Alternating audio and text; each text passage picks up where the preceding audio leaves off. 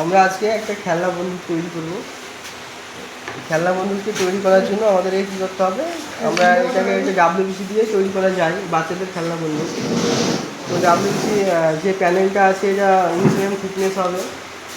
বন্দুকের নলাটা হবে এদিকে মোটামুটি 3 ইঞ্চি মতো নিতে হবে। আর যে হ্যান্ডেলটা হবে বন্দুকের, মানে যেখানে ধরে গুলি চালানো যায়, এটা মোটামুটি 3 ইঞ্চি বা তার একটু বেশি নিলে। প্রথম কাজ হবে আমাদের কাটার মেশিন নিয়ে এটা 1/2 ইঞ্চি মতো ওপর থেকে প্রায় 1 ফিট মতো কেটে দিতে হবে এরকম। তারপরে আবার 2 ইঞ্চি মতো রেখে আবার 1/2 ইঞ্চি দিয়ে দিতে হবে, কোনায় গিয়ে আবার একটু রেখে দিতে হবে গোল করে। তারপরে কী করবো, দ্বিতীয় কাজ হবে আবার কাটার মেশিন দিয়ে আমাদের নলাটাকে মোটামুটি ওই 20 mm মতো রেখে দিতে হবে। 20 ইঞ্চি রাখার পরে মোটামুটি 6 ইঞ্চি কাটার পরে আবার এটাকে ডাউনে কেটে 1/2 ইঞ্চি মতো কেটে দিতে হবে।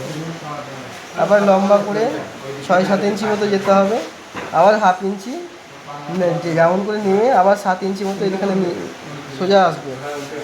মানে নলাটা হওয়ার পরে এইখানে চলে আসবো আমরা হ্যান্ডেলটাকে সেরকম কিছু করার দরকার নেই। এই জায়গাটা এত অবধি কেটে এখানে রাউন্ড করে দিতে হবে। তারপরে এটাকে এই যে ডান্ডাটা আছে ডান্ডাটাকে এরকম করে সাইজ করে কেটে নিলেই একটা খেলনা বন্দুক তৈরি হয়ে যাবে।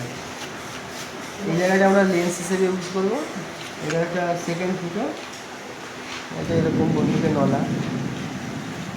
তারপরে এটা নর্মাল কাটার পরে আমরা বাটালি দিয়ে এটাকে ভালো করে রাউন্ড শেপে বন্দুকের শেপ দেবো। দেখলেন কীভাবে বন্দুকটা তৈরি হয়। ভালো লাগলে লাইক শেয়ার করে দেবেন।